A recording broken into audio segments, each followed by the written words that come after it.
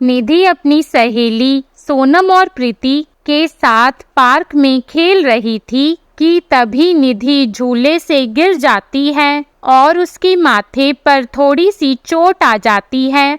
सोनम, अरे तू ठीक तो है ना पागल, आराम से झूलती तो चोट नहीं लगती। प्रीति, अरे कुछ नहीं हुआ, ठीक हो जाएगी।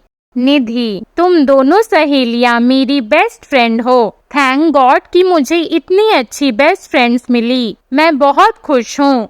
अच्छा, मुझे बहुत भूख लग रही है सोनम, तेरी मम्मी आलू के पराठे बहुत ही अच्छे बनाती हैं, हमें अपने घर ले चल और आंटी के हाथ के पराठे खिला दे।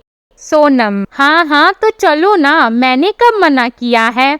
वो दोनों सहेलियां सोनम के घर आती हैं, जहां उनकी माँ उन्हें बहुत प्यार करती है और गरम गरम आलू के पराठे बनाकर उन्हें अपने हाथों से खिलाती है।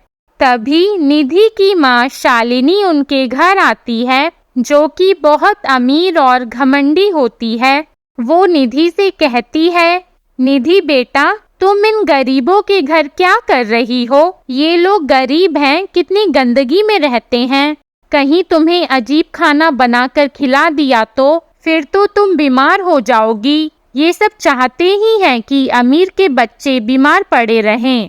निधि, नहीं माँ, ऐसी कोई बात नहीं है, आंटी तो बहुत अच्छा खाना बनाती हैं। इनके हाथों के आलू के पराठे खाओगी तो अपनी उंगलियां चाटती रह जाओगी, आप भी खाकर देखो।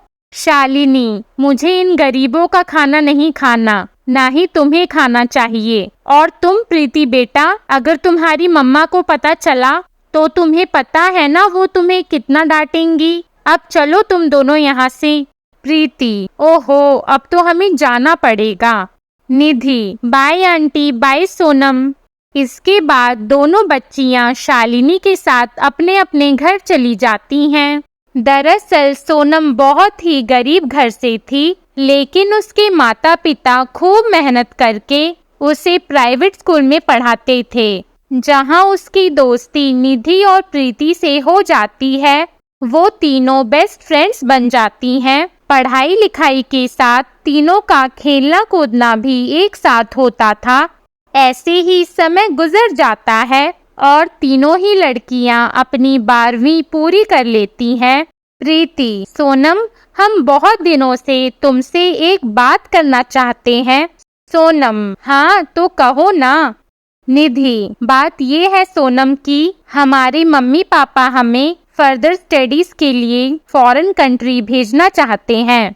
प्रीति, और इसी बात से हम दोनों बहुत परेशान हैं, क्योंकि हम दोनों तुझसे दूर नहीं होना चाहते। काश कि तू भी हमारे साथ आ सकती। सोनम, तुम तो जानते हो ना, मेरे मम्मी पापा ने कितनी मुश्किल से मुझे प्राइवेट स्कूल से 12वीं कराई है। अब आगे की पढ़ाई कराना उनके लिए मैटर नहीं करता और मेरे मम्मी पापा ने अच्छा घर देखकर मेरी शादी तय कर दी है।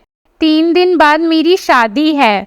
प्रीति, क्या तू इतनी जल्दी शादी कर रही है?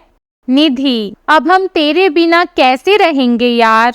प्रीति, हम विदेश जा रहे हैं और यहाँ तेरी शादी हो रही है। आंटी के पराठे, हमारा साथ में घूमना, बातें करना, हमारा साथ में हंसना रोना, ये सब हमें बहुत याद आएगा। सोनम, याद तो मुझे भी बहुत आएगा, मैं भी तुम दोनों को बहुत ज्यादा मिस करूंगी। अगर हो सके तो विदेश से लौट कर आओगी तो मिल जरूर लेना मुझसे। अगले दिन प्रीति और निधि फ्लाइट से अब्रॉड चली जाती हैं, तो वहीं सोनम की शादी हो जाती है। शादी के अगले दिन से ही सोनम अपने ससुराल की सारी जिम्मेदारियों का बोझ अपने कंधों पर ले लेती है। सोनम की सास बड़ी ही खड़ूस थी, जो कि गरीबी के कारण कंजूसी का व्यवहार करती थी। एक दिन जब सोनम दिन का खाना बनाने रसोई में जाती है, तो उसकी सास कुंती उससे आकर कहती है, ये तू क्या कर रही है? अब फिर से खाना क्यों बना रही है? रात की सब्जी खत्म हो गई है क्या? सोनम, माँ जी 2 कटोरी सब्जी रखी हुई है, लेकिन वो बासी है। आप रात की सब्जी खाओगे क्या? इसीलिए खाना बनाने जा रही थी। कुंती, कोई जरूरत नहीं है दोबारा खाना बनाने की। इस एक कटोरी से मैं और तू थोड़ी थोड़ी खा लेंगे और एक कटोरी तू मेरे बेटे सुधीर के लिए रख दे। सोनम, माँ जी, लेकिन आज उनकी छुट्टी है और वो कुछ अच्छा खाना चाहते हैं। कुंती, अच्छा, मेरे उस नालायक बेटे ने अभी महीने की तनख्वाह लाकर मुझे नहीं दी जो मैं उसे ये सब पकवान खिलाऊं। मैंने जो कहा है उतना ही कर। सोनम, जी माँ जी। अपनी सास के इस तरह व्यवहार को देखकर सोनम अपने मन में सोचती है, उफ, ये सासू माँ तो कितनी कंजूस हैं। रात की सब्जी खाने के लिए कह रही हैं। कुंती, अब किन ख्यालों में खोई है? जा रात की सब्जी गरम कर दे और 4 रोटी लगा ले उसके साथ। कुंती इसी तरह सोनम बहू से बहुत ही कंजूसी और हिसाब से खाना बनवाती थी, लेकिन कुंती को कुछ भी कहने की हिम्मत ना तो सोनम में थी, ना तो उसके पति सुधीर में। अगर कभी सोनम से कुछ गलती हो भी जाती तो कुंती उसे दुनिया भर की बातें सुना देती। दिन पर दिन गरीबी के कारण कुंती में बहुत ही कंजूसी आ गई और ऐसे ही एक दिन घर का सारा राशन खत्म हो जाता है और खाने के लिए ना तो अन्न का एक दाना होता है, ना ही पैसे। फिर कुंती सोनम से कहती है, अरे मोरी मैया, खाली पेट तो मेरे पेट में बड़ा ही दर्द हो रहा है। अरे सोनम बहू, एक काम कर, लाला की दुकान से जाकर कुछ राशन उधार ले आ, नहीं तो भूख के मारे मेरे प्राण निकल जाएंगे। मेरे बेटे का काम भी सही से नहीं चल रहा, जो अब ये दिन देखना पड़ गया। अब जल्दी जा, मेरा मुंह क्या देख रही है? सोनम, जी जी माँ जी, अभी जाती हूँ। सोनम लाला की दुकान पर जा ही रही होती है कि तभी उसकी टक्कर गाउन पहनी 2 लड़कियों से होती है। उसके हाथ में पकड़े दाल चावल जमीन पर गिर जाते हैं, साथ ही उन लड़कियों के तोहफे भी उन पर गिर जाते हैं। सोनम, एक तो वैसे ही सामान इतनी मुश्किल से मिला है, अब उसे भी गिरा दिया। प्रीति, अरे सोनम, ये तूने अपना क्या हाल बना लिया है? निधि, और क्या तेरे घर में खाने के लिए कुछ भी नहीं है जो तू इतना इतना सा राशन लेकर जा रही है? सोनम, हाँ, दरअसल आजकल उनका काम ठीक से नहीं चल रहा है ना, इसीलिए थोड़ी पैसों की तंगी हो गई है। लेकिन तुम दोनों इस गांव में कैसे? प्रीति, हम दोनों तुमसे ही मिलने आए हैं यहाँ।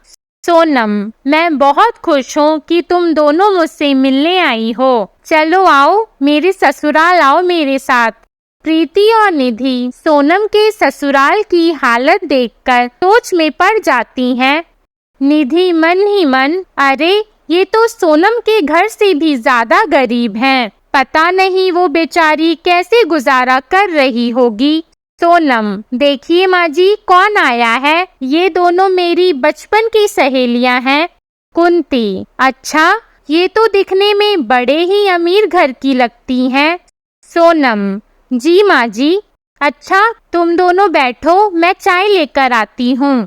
सोनम उनके लिए चाय बनाती है तो कुंती रसोई में आकर सोनम से कहती है, अरे ये क्या, बड़ी मुश्किल से तो राशन उधार लाए हैं, इस चाय में तो और पानी मिला। वैसे भी तेरी सहेलियां अच्छा खाना ही खाती होंगी, अगर एक दिन थोड़ा मिलावट वाला खा लेंगी तो क्या ही फर्क पड़ जाएगा। सोनम, जी माँ जी। कुंती, और ये बिस्कुट भी कम कर, सिर्फ 4 ही ले जा, 2-2 खा लेंगी दोनों। सोनम, माँ जी, आप आज तो ये कंजूसी छोड़ दीजिए।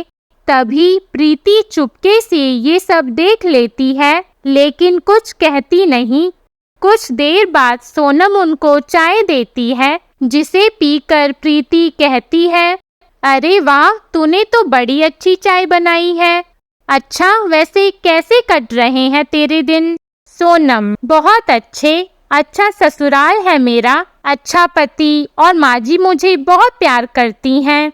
प्रीति, बस कर सोनम, कितना झूठ बोलेगी। अभी अंदर तेरे साथ तेरी सास ने जो हरकत की है वो मैंने अपनी आंखों से देखी है। तेरी सास तुझे कितना प्यार करती है ये हमें पता चल गया है। तूने इस छोटे से घर को भी कितने अच्छे से संभाल रखा है। सोनम, जो भी है जैसा भी है, अब यही मेरा घर है। ये कहकर सोनम किचन में जाकर खाने के लिए कुछ लेकर आती है। सोनम, अच्छा देखो, मैंने तुम्हारे लिए अपने हाथों से आलू के पराठे बनाए हैं। हाँ, माँ जैसा तो नहीं बना पाई, लेकिन फिर भी कोशिश की है।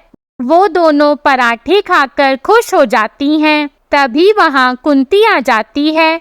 कुंती, अरे मोरी मैया, ये आलू के पराठे कब बनाए? आलू कहीं खत्म तो नहीं कर दिए? जरूर ज्यादा आलू भरे होंगे तूने। सोनम, माँ जी, पड़ोसन से आलू उधार लेकर आई हूँ। कुंती, उस उधार को तेरा बाप चुकाएगा आकर। प्रीति, अब बस भी कीजिए माँ जी, इतना कंजूसपना भी अच्छा नहीं होता। मैं मानती हूँ कि गरीबी है, लेकिन कम से कम सोनम के साथ ऐसा बर्ताव तो मत कीजिए। और मैं इसे बहुत अच्छे से जानती हूँ, इसने कभी आपको परेशान नहीं किया होगा। खुद को बदलिए, नहीं तो कंजूसी के चक्कर में लोग अपनी जान तक दे देते हैं। कुंती, माफ कर दो बच्चों, आज के बाद मैं ऐसा कभी नहीं करूँगी। पति की मौत के बाद गरीबी की जंजाल में ऐसी फंसी कि कंजूसी को ही आदत बना लिया, लेकिन मैं अब ऐसा कभी नहीं करूँगी। प्रीति, अच्छा अब हम चलते हैं माँ जी। कुंती, नहीं रुको बेटी, पहली बार हमारे घर आई हो, अपना शगुन तो लेती जाओ। कुंती बक्से में से 2 साड़ियाँ निकालकर उन दोनों को देती है। वहीं निधि और प्रीति 50,000 की रकम सोनम को मदद की तौर पर देती हैं, जिससे सोनम का पति अपना काम खोलता है, जिससे उसे अच्छे खासे पैसे आने लगते हैं और घर की हालत अब काफ़ी अच्छी हो जाती है।